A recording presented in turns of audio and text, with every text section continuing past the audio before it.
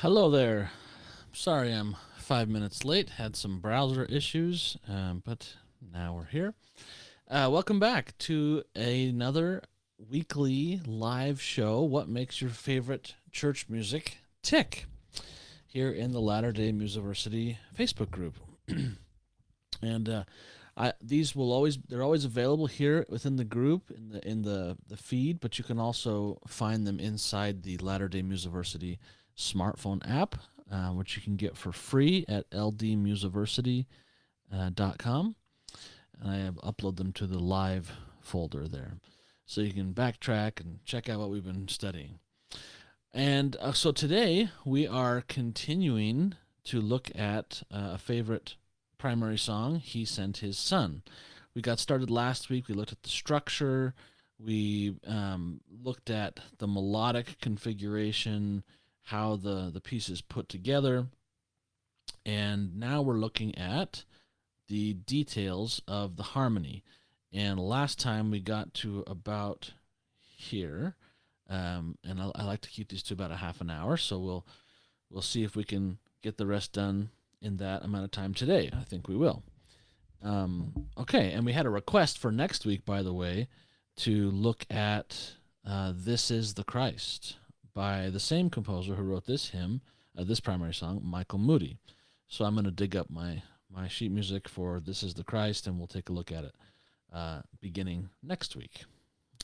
Alrighty, so so far let's just have a quick review. He sent his son. Sorry, my one-handed piano playing. So we have this mantra, sort of 1, 2, 3, 1, 2, 3, 1, 2, 3, 1, 2, and that stays pretty consistent throughout. Later we get some more motion through those beats and down here as well, and then the mantra kind of swaps to half note, quarter note, but then it goes right back, and then it goes back to half note, quarter note. So he plays with it a little bit, which is always fun. Once you set the mantra, you might as well have a little fun with it.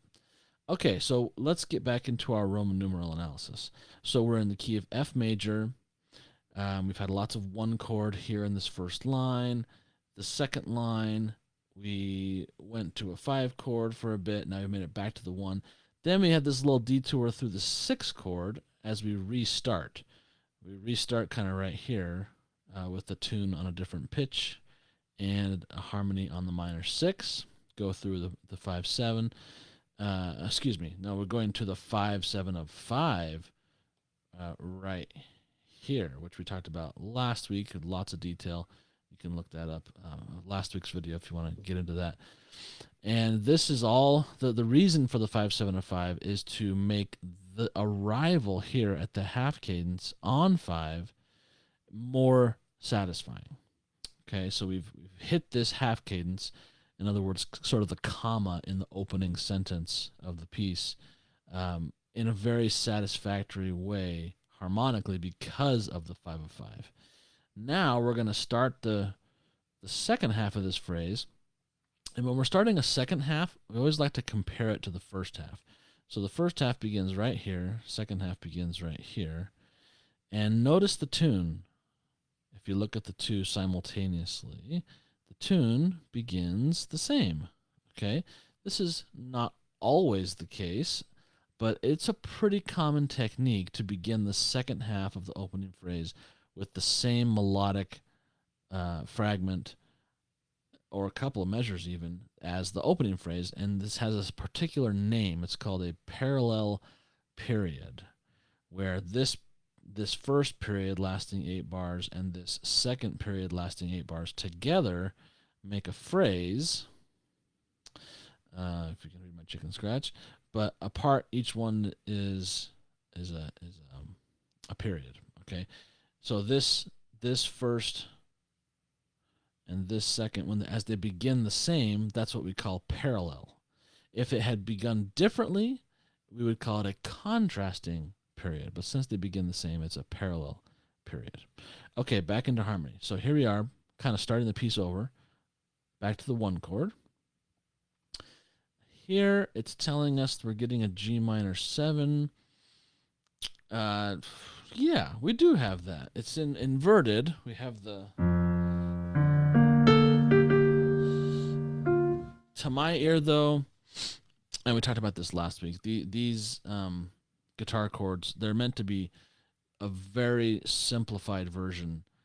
So it's that they don't exactly um, analyze what's happening. This really is not a G minor chord. This is really a B flat major chord. It's really a 4 chord with a pedal in the bass, a 4-6-4, and we just happen to have non-chord tones in the soprano. This one's a suspension, but it suspends to another non-chord tone, which is probably why they called it G minor. But this sounds a lot like an add tone to me, a sixth, because you get the.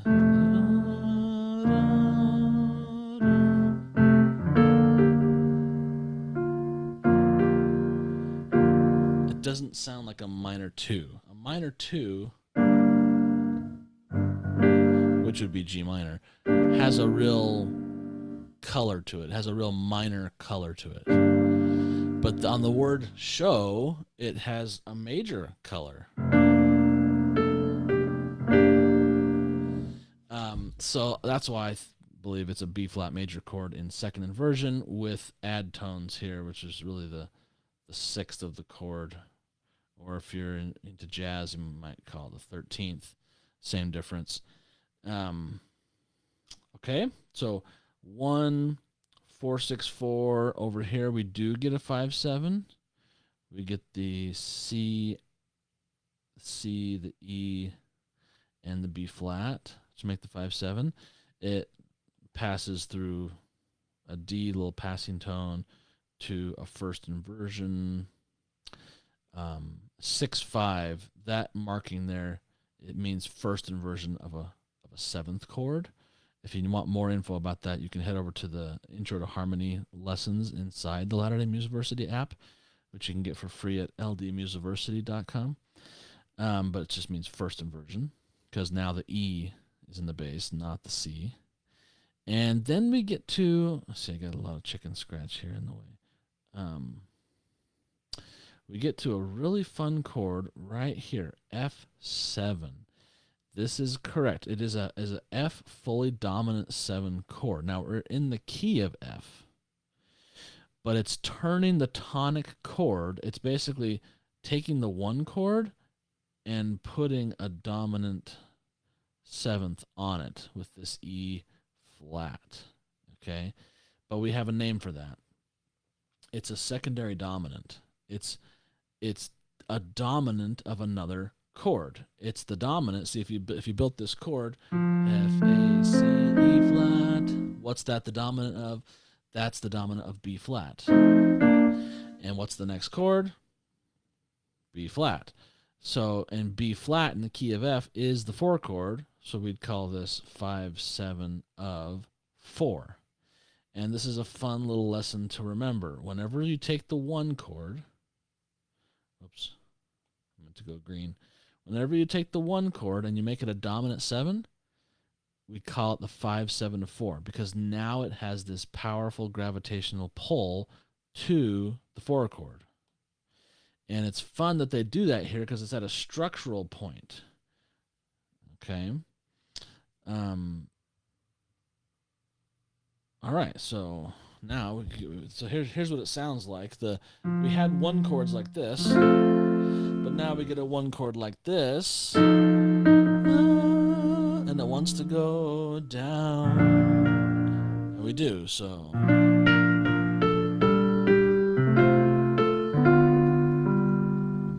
Okay, so we get the 4 chord here for a bit, then we go back to an F major chord. It's a 1 chord in second inversion. 6-4 means second inversion. Then we get the same secondary dominant chord we had before. This one that we had right here on Newborn Babe. The G chord, which is normally a minor 2 chord in this key, is made major. So we call it 5 of 5. When the 2 chords made major, you call it 5 of 5. It also has a 7th on it, but it's inverted. It's in second inversion, so we call it 4/3.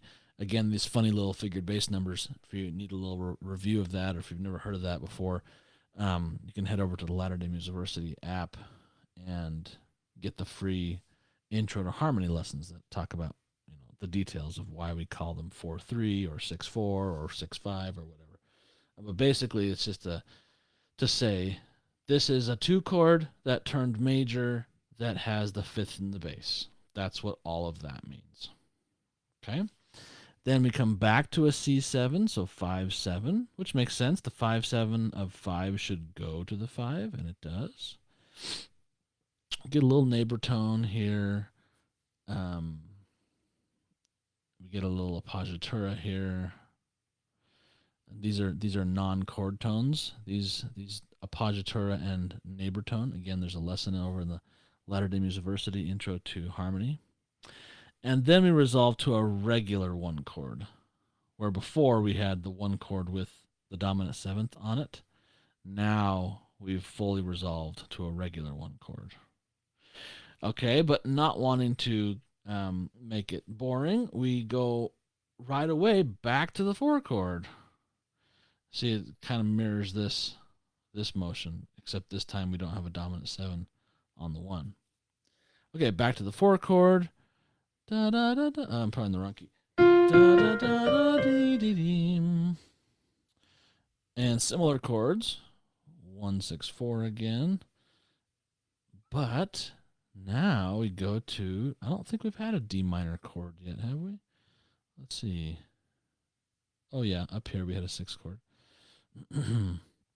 So we get 6. Nice little difference. See, this spot here is almost identical to this spot here, but instead of going to the 5 of 5, it goes to the 6. And now we get a regular 2 chord, G minor. See that? The G, the B flat. Whoops. The D appears a little later. We have that same passing motion with the passing tone with first inversion here. But this time, the G minor chord, see, normally what happens when you have a 6 that goes to a 2, you usually get what we call a circle progression, 6, 2, 5, 1, going right around the circle of fifths. But that does not happen in this case. The 2 chord goes to an alien chord, a chord that does not fit the key, A, C sharp, E. There's no C sharps in the key of F major.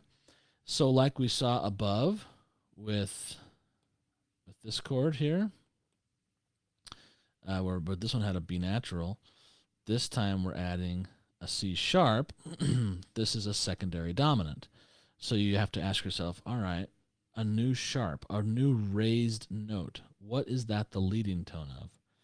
Well, it's the leading tone to D. Okay. That means this is the dominant of D, or the 5 of D. And what is D in the key we're in? D is the minor 6. Okay, so this chord is a 6 chord, a 3 chord made major. When you major, the 3 chord becomes a 5 of 6 because it wants to resolve to the 6. But Michael Moody does something really sneaky here. Instead of resolving it directly to the 6, he resolves it to a substitute of the 6. He goes back to a 4 chord. Like this 4 chord right here is very similar to the 4 chord he went to here and the 4 chord he went to here. He's keeping some continuity with these 4 chords, but he's approaching the 4 chord in different ways. So he's starting these little half phrases on the 4 chord 3 times in a row. This time, he precedes it with the 5/7 of 4. This time, he precedes it with the 1 chord. And this time, he precedes it with the 5 of 6. It's very sneaky. And it's almost like, well, is the 4 taking us to our full potential? Well, almost. And third time's a charm. And this time, it does get to its full potential on the climax right here. But before it does, it takes us on a little bit of a harmonic journey. Okay, so we've hit this. We went D minor to G minor. We thought a C7 was coming up to an A7, which is the 5 of 6. The C sharp does resolve up to the D, but the D is not the root. The D is the third of the chord. So we thought it was going to go to a 6, but instead it goes to a 4. Now 6 and 4, they share 2 notes of their 3 notes. Right? In F major, the 4 chord is B flat, D, F, and the 6 chord is D, F, A. So because they share the D and the F, it's a very easy little slip to go to the 4 instead of the 6, because it's only 1 note different, and it's quite delicious. Okay, so we go to the 4, and then, though this chord did not get labeled at all, but it deserves a label because it's a very strong chord. This is a C major chord, C, E, G, with the dominant 7, B flat, but the B flat is in the bass. This is a very strong chord. We call it a 5, 4, 2. 4, 2 meaning the 7th is in the bass. And the 7th has to go down. The 7th has got to resolve down.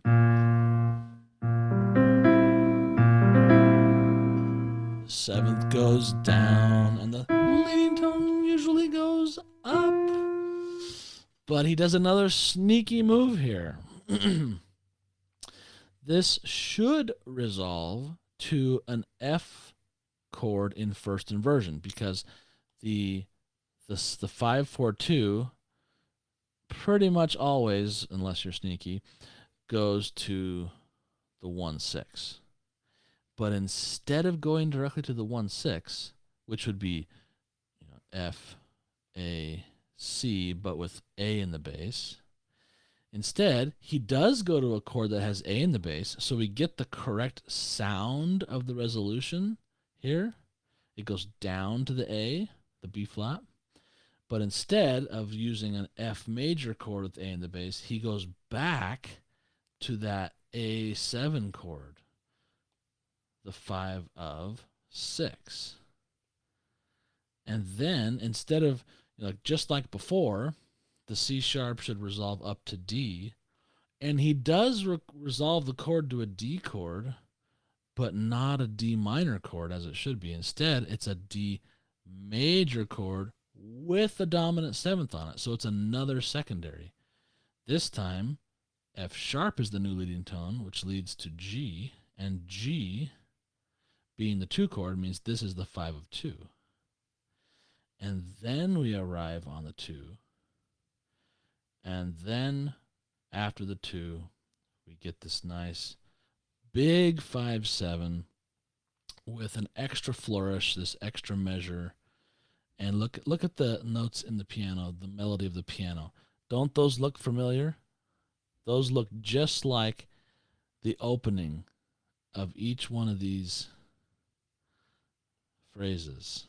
Well, not so much this one, but most of the others, right? So it's taking the motivic kernel that we've been playing with all this time, but having been ramped up and excited by all this chromatic harmony going on, and finally achieving a fully satisfied 5/7 chord and a big climax on the 5/7 chord, then we get this big final arrival for the last phrase on a delicious 1 chord. But that 1 chord is made so much more interesting because in this bridge section, it took us on this harmonic journey through these different chords that are outside of the key.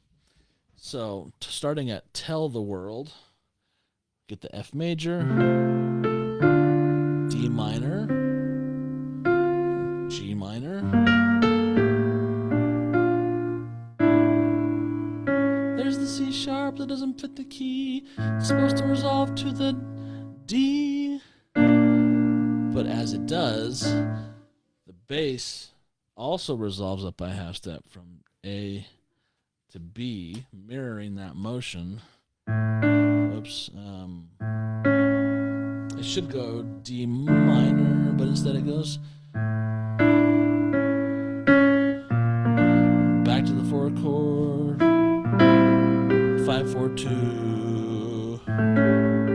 That's the chord that should have been F in first inversion, but instead it goes back to the A7. Die for us. And I think he did that because of this word right here, die. You want to add a little something on that, right? A little emotional oomph on die for us. So instead of resolving it perfectly exact from 5 4 2 on sun, top of the end of the top line, instead of going to a 1 chord on the word die, that sounds too happy. Oh, yes, I'm cheerful about this dying thing. And of course the Savior was willing, but was it cheerful?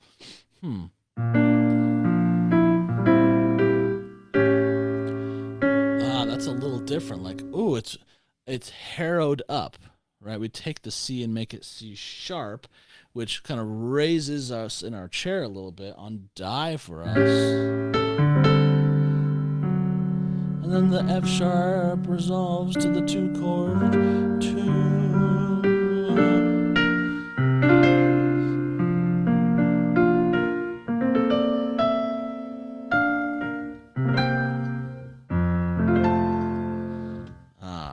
Lovely, lovely.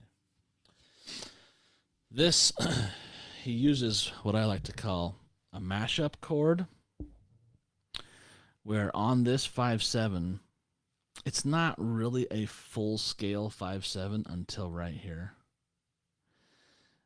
This bit, this bit, this bit, and this bit combine elements of the 5 chord and the 4 chord. Right? In this key, the 4 chord is B flat, D, F, and the 5 chord is C, E, G. Well, we've got the C,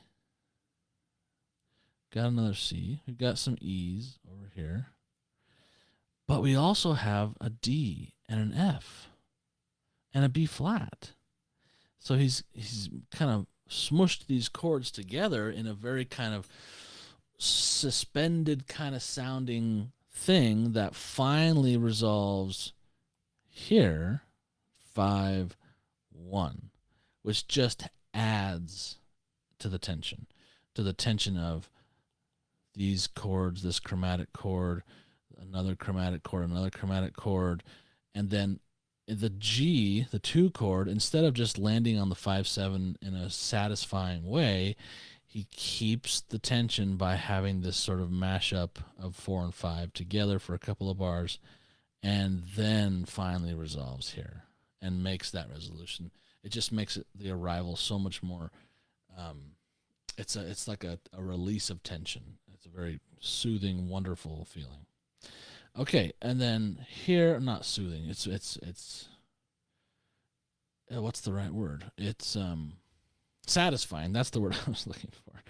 Okay, so back to 1, back to 4 6 4 like we've seen before, back to 5/7.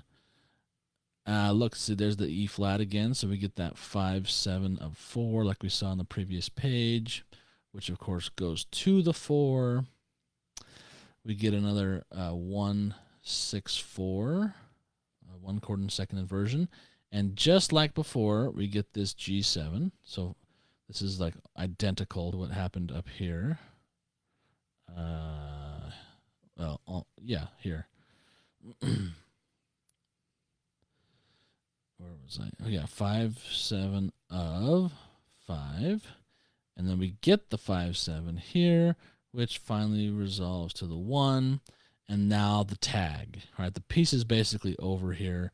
But now we get this little tag. We go to that same 4 6 4 like we did at the opening of the piece. And then he does this delicious thing that he saves for last. This is something I always tell my students. Save a little something that you haven't done anywhere else in the piece for the ending. It's like, a teacher of mine Martin Bresnik, I studied with for a little bit in the summertime.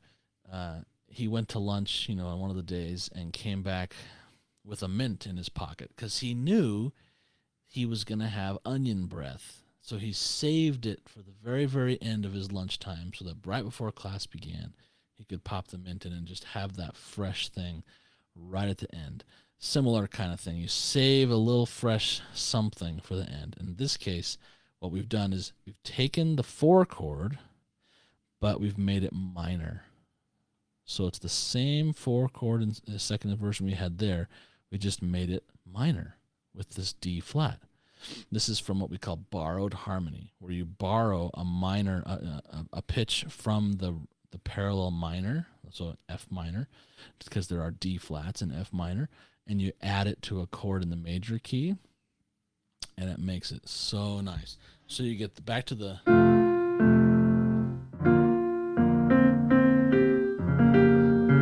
minor 4.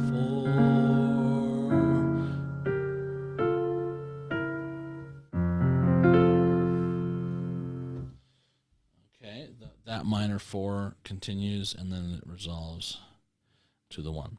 So this is a plagal cadence, an amen cadence, instead of an authentic cadence with 5-1. It ends 4-1, but it's a minor plagal cadence because you get minor 4 to 1, which gives it sort of this kind of warm milk before bedtime, pull up the covers kind of feel to it. It's a really, really nice feel. Okay, we did it in our half an hour. Awesome.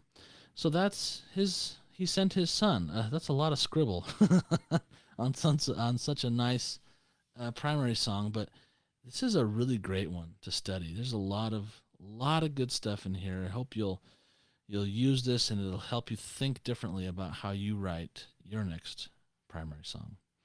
Okay, thanks for tuning in to What Makes Your Favorite Church Music Tick every week at 12 noon Mountain Time on Wednesdays. We'll be back next week beginning to look at another Michael Moody piece, which was requested by a listener. We're going to look at This Is the Christ. Until then, you can get some free stuff over at ldmusiversity.com, including the free smartphone app with lots of fun things in there. I'll see you next week. Take care.